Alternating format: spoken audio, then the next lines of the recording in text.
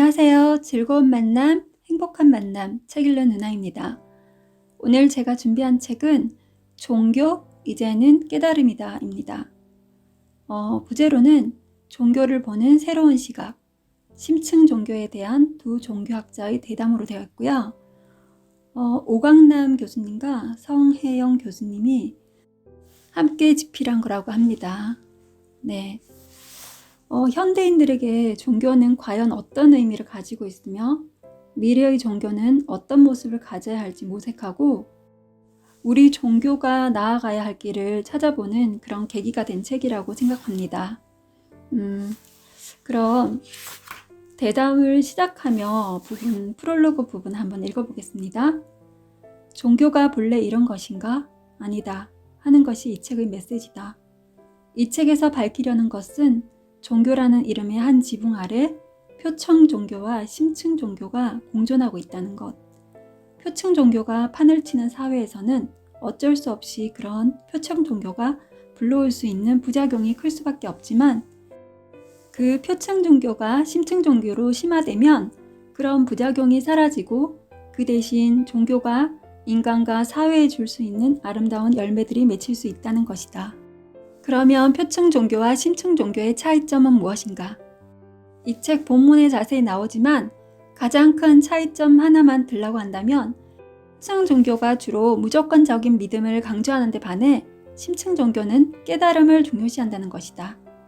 표층 종교는 잘 믿기만 하면 지금의 내가 이 세상에서도 잘 되고 죽어서도 어디 좋은 데로 가게 된다고 믿지만 심층 종교는 지금의 내가 아니라 내 속에 있는 참나를 발견하고 그 참나가 결국은 내 속에 있는 신적 요소라는 사실을 깨달으라고 가르친다.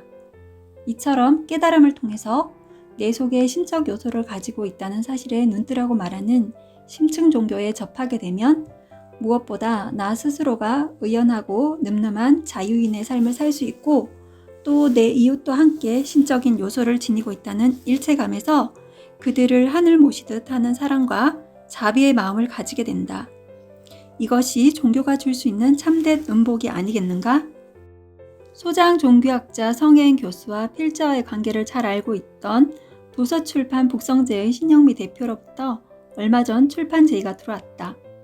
같이 종교학을 전공했을 뿐 아니라 종교학 내에서도 특별히 신비주의라는 특수 분야에 관심을 둔 두 사람이 만나서 종교의 심층에 대해 얘기하는 것을 녹화하고 이를 녹취하여 책으로 내면 어떻겠냐는 것이었다. 이렇게 해서 이 대담집이 나오게 되었다고 합니다.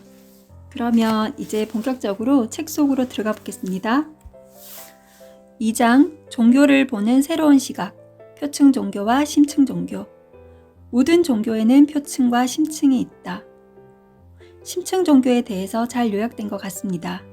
실제로 세계 여러 종교를 살펴보면 거의 모든 종교에 표층과 심층적 차원이 있습니다.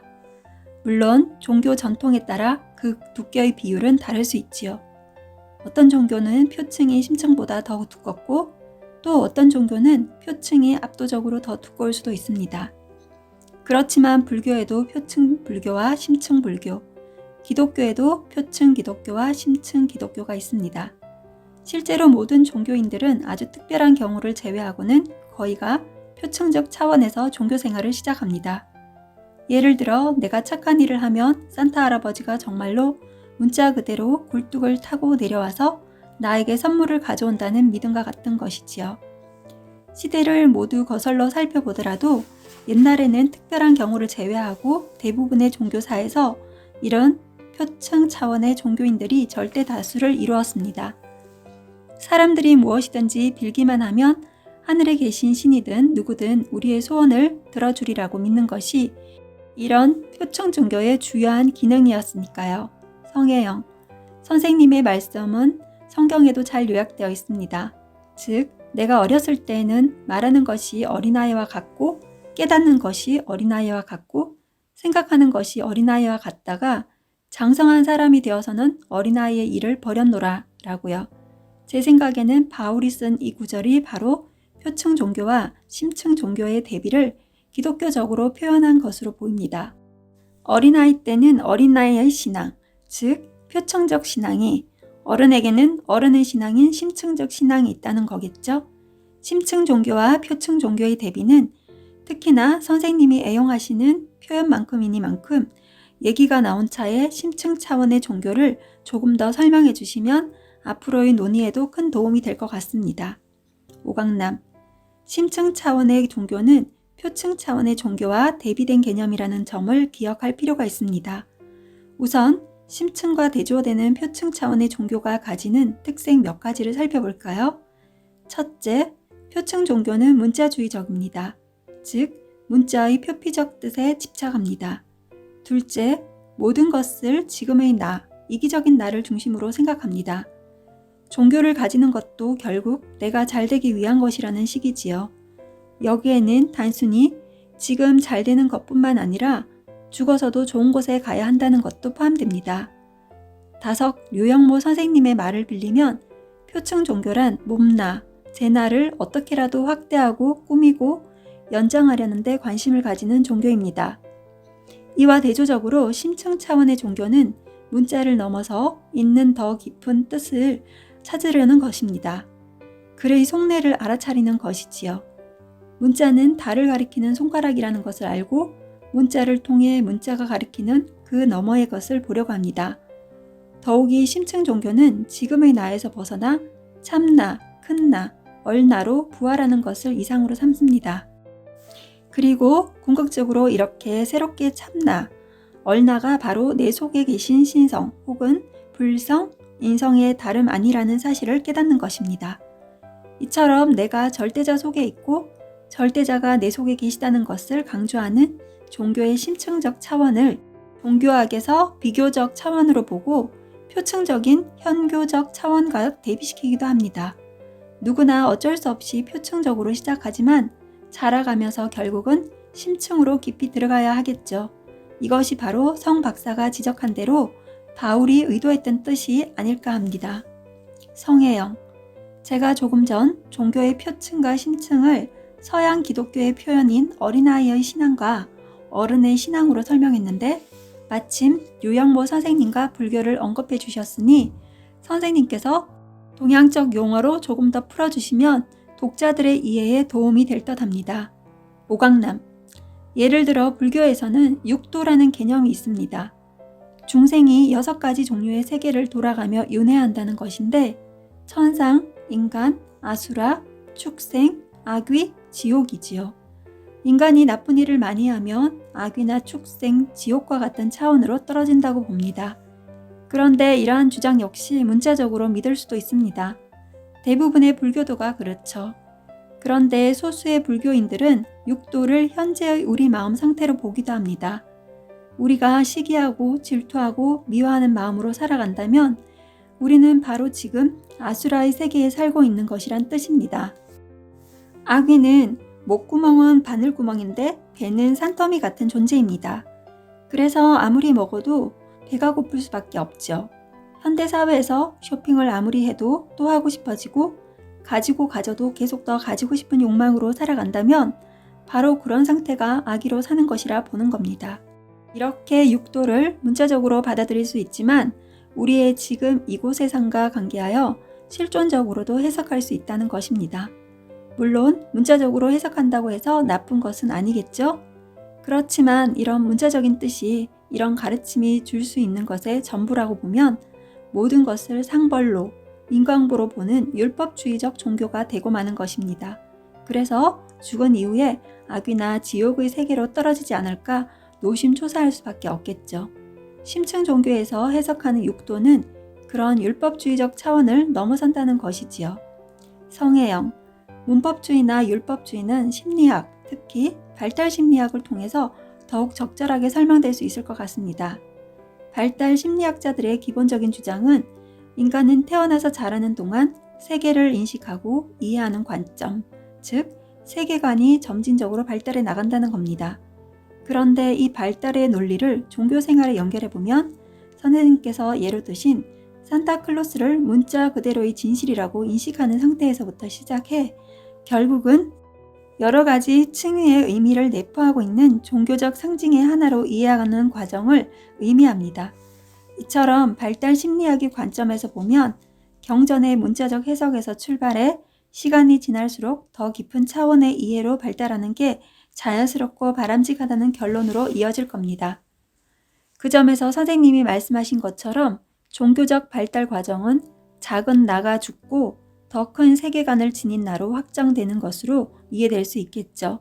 자기밖에 모르는 이기적인 사람이 죽음과 재탄생을 거치면서 심층적인 체험을 통해 이타적이고 실천적인 사람이 된다는 이야기 말이죠. 이렇게 보면 종교 전통의 경전이 말하는 것들이 언뜻 보기에는 서로 달라 보이지만 깊은 차원으로 들어갈수록 서로 사랑하고 남과 더불어 살아가며 이타적인 인간이 되라는 메시지를 강조한다는 점에서 서로 만나게 됩니다. 이처럼 시간이 흐르면서 우리가 종교의 심층적 차원 혹은 신비주의적 차원에 도달하는 것을 종교생활 또는 종교성의 발달이라고 부를 수 있지 않을까 싶어요. 오강남 산타클로스의 또 다른 차원은 나누어 줌을 상징합니다. 하나님과 인간이 서로 아낌없이 나누는 것을 뜻한다는 거죠. 더 나아가 신과 인간의 소통이나 합의를 의미한다고도 볼 수 있습니다.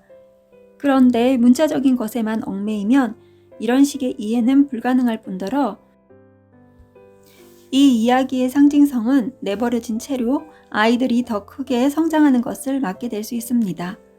이처럼 상당수의 문자주의적 종교는 결국 신도들이 발전할수록 더 큰 문제에 봉착하게 됩니다. 아이가 착한 일을 하면 산타클로스가 자기에게 선물을 많이 갖다 준다고 하는 것을 문자 그대로 믿을 경우 그 이야기를 가지고 아이들을 좌지우지할 수 있지만 아이가 이 이야기의 더 깊은 차원을 깨닫게 되면 그런 문자적 뜻으로 아이를 회유하거나 협박할 수가 없어집니다. 그 점에서 많은 기성 종교는 아이들에게 어느 단계까지의 발전만을 허락하고 더 이상의 성장을 막고 있는 셈입니다. 성혜영 선생님 말씀처럼 과학이 발달하고 우리 모두가 쉽게 인문 교양을 접할 수 있는 현대에는 많은 종교인들 그리고 비종교인들 모두가 지적으로 크게 성장해 표층적 종교로는 더 이상 만족할 수 없게 되었습니다. 한마디로 문자주의적 종교나 표층적 종교가 종교의 전부는 아닙니다. 실제로 많은 사람들이 요즘 들어 종교를 떠나거나 경원시하는 가장 큰 이유는 표층적인 종교가 종교의 전부라고 오해하기 때문일 겁니다. 그런데 이 오해가 그 사람들만의 책임은 아닌 게 표층 차원에 머물러 있는 종교인들이 보여주는 삶의 태도가 종교에 대한 거부감을 더욱더 크게 만들고 있기 때문이죠.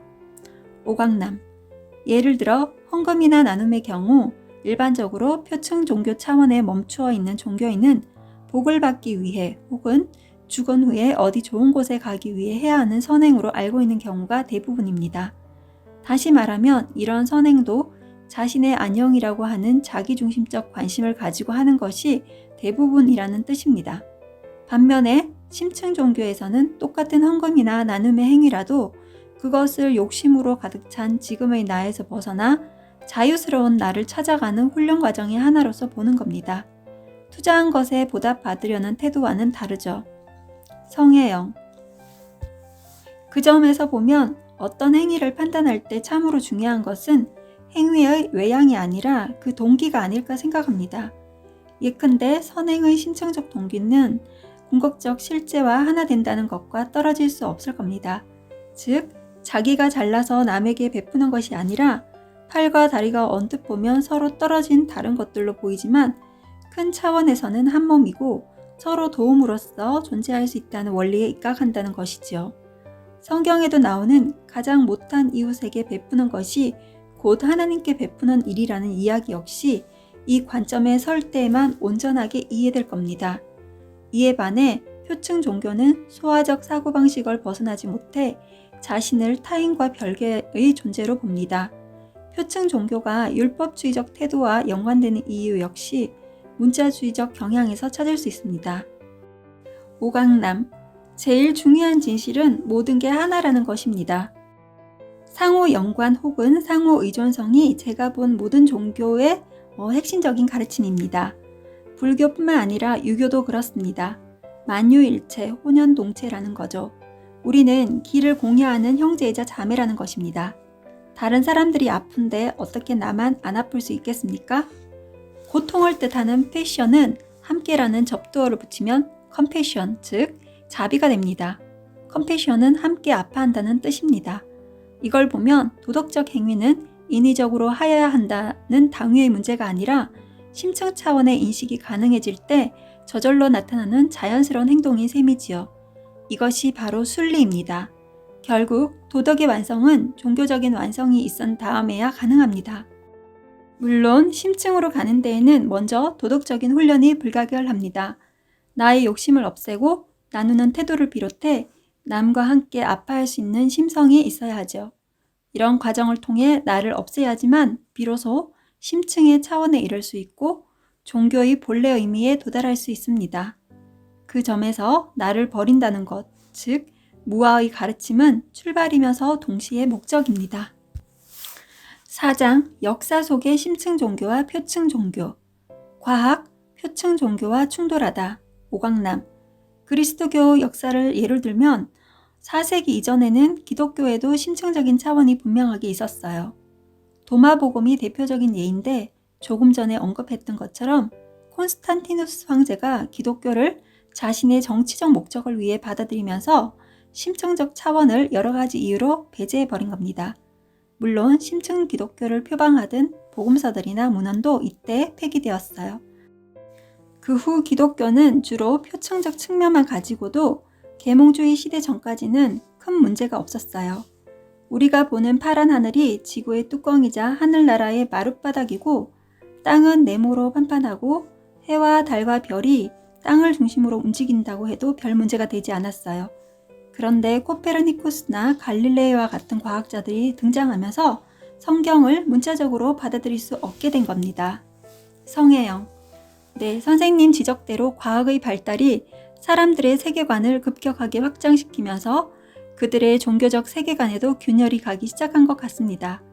물론 그보다 앞선 시기의 도마복음이나 중세의 기독교 신비주의자인 에크하르트와 같은 예가 입증하듯이 그 이전에도 기독교 내부에서 심층과 표층 차원의 긴장과 갈등은 여전히 존재했어요.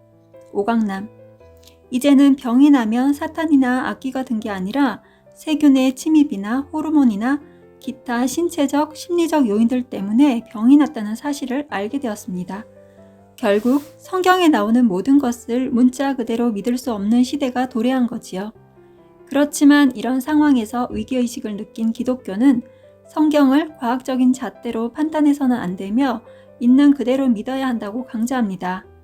이런 맥락에서 20세기 초 미국에서는 하늘이 무너져도 5가지의 근본적인 것들은 절대 버려선 안 된다고 주장하는 일단의 개신교인들이 등장합니다. 성경에는 오류가 없다. 예수는 동정녀에게서 태어났다. 예수는 인간의 죄를 대속하기 위해 십자가에서 죽임을 당했다. 죽음 이후에 육체로 부활했다. 곧 재림할 것이다. 하는 것입니다. 이런 것을 주장하는 문자주의 사람들은 근본주의자라고 불렀습니다.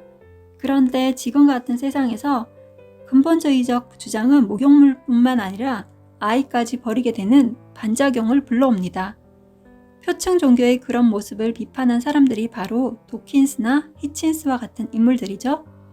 최근에 번역된 카렌 암스트롱의 책 신을 위한 변론은 이런 비판에 맞서 이들이 종교적, 심정적인 차원은 다루지 않고 그런 사람들의 종교 비판 때문에 종교의 심정적 차원을 버려서는 안 된다는 이야기입니다. 제목만 보면 마치 기독교 근본주의를 위한 변명처럼 보이지만 실제로는 많이 다릅니다.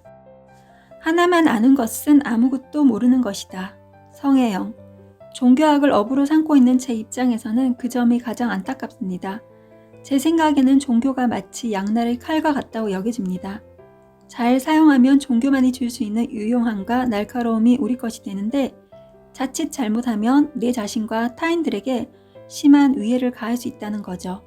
그런데 그 부작용 때문에 아예 종교 자체가 허구이거나 인간 본성에 반하는 것이라고 비판하는 것은 그 의도와 타당성이 10분 이해되진 않지만 이게 과하면 다른 식의 문제를 야기하는 것으로 보입니다. 결국 중요한 문제는 종교가 갖고 있는 양날을 어떻게 잘 다루는가가 아닐까 싶습니다. 오강남. 네, 좋은 지적입니다. 그렇게 하기 위해서는 표층에 머물 것이 아니라 심층으로 가야 한다는 게 제 주장입니다. 그리하여 종교적인 시원함을 맛보아야 하는 거죠. 종교의 영향이 줄어드는 현대에도 여전히 근본주의적 종교가 아직 맹위를 떨치는 것은 불확실한 세상에서 확신을 주는 것 같기 때문입니다. 이렇게 주거나 저렇게 주거나 확실한 것을 믿고 사는 게 편안하다는 거예요. 지구가 평평하다고 생각하면 그 끝에 있는 낭떠러지가 두려움의 대상이 되는 것과 같습니다. 게다가 여러 사람이 함께 똑같은 것을 믿다 보면 그 믿음이 더욱 강화된다는 사실도 중요합니다. 결국 지구가 동그랗다는 것을 모두 수용하면 떨어질 두려움을 포함해서 아무런 문제가 없어질 텐데요. 오강남 아우구스티누스 아퀴나스는 불교의 팔정도나 유교의 삼강오륜을 들어본 적도 없는 사람들이죠. 식생활에 비유해 볼까요? 예를 들어 우리 집에서는 밥을 먹는다고 하는 것이 주로 영양만을 생각하는 것이었다면 다른 집들을 가보니 어떤 집에서는 밥 먹기에서 화기애애함을 중요시하고 또 다른 집에서는 예의범절을 강조하고 또 다른 쪽에서는 음식을 먹으며 감사하는 마음 키우는 법을 이야기한다는 사실을 발견하게 되었다는 거죠. 이렇게 되면 밥을 먹는 게 굉장히 다양하다는 것도 알게 되었고 자기 집의 식사 방법이 유일하고 제일이라는 생각도 유지하기 힘들겠죠? 더욱 중요한 점은 다른 집 식사 방법을 알게 됨으로써 우리 집 식사 경험을 더욱 풍요롭게 할 수 있다는 겁니다.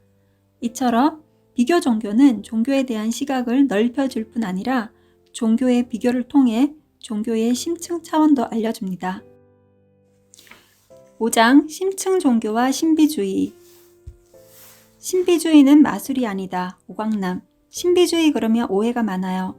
그래서 저는 지금처럼 심층 종교, 표층 종교라는 표현을 더 즐겼습니다. 제가 제일 먼저 쓴 책 예수가 외면한 그 한 가지 질문에서도 그 이야기를 했는데 종교는 크게 둘로 나눌 수 있습니다. 열린 종교와 닫힌 종교 말이죠. 열린 종교는 심층 종교이고 닫힌 종교는 표층 종교라고 할 수 있습니다. 켄 윌버는 표면적 종교와 심층적 종교라는 말을 썼어요. 또 다른 예수에도 똑같은 용어를 썼는데 어느 일간지 서핑 기자는 그 분류 방법이 종교 이해에도 큰 도움이 되었다고 하더군요. 하여튼 표층, 심층이라는 표현이 참으로 편리하게 느껴집니다. 이처럼 심층 차원의 종교가 보편적인 현상으로 부상할 때 비로소 우리 모두의 종교적인 삶이 진실로 해방과 자유의 삶으로 바뀌고 나아가 종교 간의 만남과 대화라든지 환경 문제, 인권 문제 같은 데에서도 서로 적극적으로 협조해서 인류에 공헌하는 종교로 심화되리라는 생각을 합니다. 여기서 한 가지 덧붙이고 싶은 것은 심층적 차원의 깨달음이라고 해서 꼭 화련대오처럼 부처님의 삶에서 발견되는 일생일대의 큰 깨달음뿐만이 아니라 우리의 일상적인 삶의 과정에서 겪게 되는 작은 깨달음 역시 종교적으로 의미가 있다는 것입니다. 성혜영, 불교의 깨달음 문제도 언급해 주셨는데요. 깨달음 체험을 논하기 전에 우리나라에서는 신비주의라는 말 자체가 너무 다양하게 쓰이고 있어서 이런저런 체험들을 신비주의라는 말로 제대로 다루기가 힘들다는 점을 다시 한번 지적합니다. 오광남, 그래서 성 박사 동의한 내용이지만 신비주의라는 말 자체에 워낙 많은 오해가 붙어져서 논의와 이해의 편의를 위해 신비주의 또는 신비체험이라는 말 대신에 이 대담에서는 가급적이면 심층 차원의 종교 또는 종교의 심층을 체험했다고 표현하기로 한 것이지요. 성혜영, 네, 달리 표현하자면 심층 종교란 한마디로 깨달음을 지향하는 종교성이라고 볼 수 있을 것 같습니다. 물론 깨달음이 정확히 무엇을 의미하는가에 대해 여러 가지 다른 의견들이 있겠지만 간략하게 정의하면 우리가 종교의 심층적 차원으로 접근하는 과정에서 얻게 되는 여러 가지 통찰들을 깨달음이라고 할 수 있겠죠. 그리고 그 끝에는 궁극적 존재와의 합일 체험을 통해 얻어지는 신비주의적 통찰이 있을 것 같고요. 그 점에서 선생님이 명쾌하게 지적해 주신 것처럼 종교생활이나 종교성의 발달을 모두 포괄할 수 있다는 점에서 심층 종교, 표층 종교라는 개념이 우리 논의를 더욱 분명하고 수월하게 만들 겁니다. 다른 한편으로 신비주의는 가장 궁극적인 체험인 신비적 합의를 중심으로 논의가 전개되기 때문에 일상적인 삶 속에서 깊어져가는 종교성의 발전 과정을 제대로 다루는 데는 적절하지 못할 수 있습니다. 그리고 종교의 표층과 심층이 꼭 고정불변한 것은 아니라는 점을 강조합니다. 즉, 우리가 자세하게 들여다볼수록 표층이나 심층은 그 명확한 경계가 불분명하다는 겁니다. 이 개념은 그 자체가 상대성에 기반한 겁니다. 즉, 깊은 차원에서 바라보면 자신의 예전은 모두 표층입니다. 심층이 드러나는 순간 이전의 층위는 모두 표층이 될 수밖에 없다는 거죠. 그 점에서 표층, 심층 개념은 신앙이 나날이 깊어지고 확장된다는 사실을 잘 표현할 수는 있지만 객관적으로 어느 시점부터 표층과 심층이 구분되는지를 콕 집어서 얘기하기는 힘들 겁니다. 다른 한편으로 신비주의란 이와는 조금 다른 각도에서 궁극적 실제를 인간이 체득할 수 있고 그 체험의 내용이 무엇인가라는 체험의 관점에서 종교의 심층을 잘 다룰 수 있을 것 같습니다. 그러므로 표층, 심층이라는 개념상과 신비주의라는 개념은 동일한 현상에 대한 보완적인 접근법으로 보면 좋겠습니다. 네, 이렇게 해서 이 책에 대한 리뷰를 마치겠습니다. 이 책은 세계적으로 거의 유례가 없는 다종교 사회에서 살아가는 우리한테 종교의 역할이 무엇이며 개인이 어떻게 살아가야 하는지를 쉽게 이야기로 풀어준 그런 책이라고 생각합니다. 제 영상이 마음에 드셨다면 좋아요, 구독 눌러주시고요. 소중한 지인분 3분께 제 채널을 공유해주세요. 오늘도 감사합니다. 사랑합니다. 축복합니다.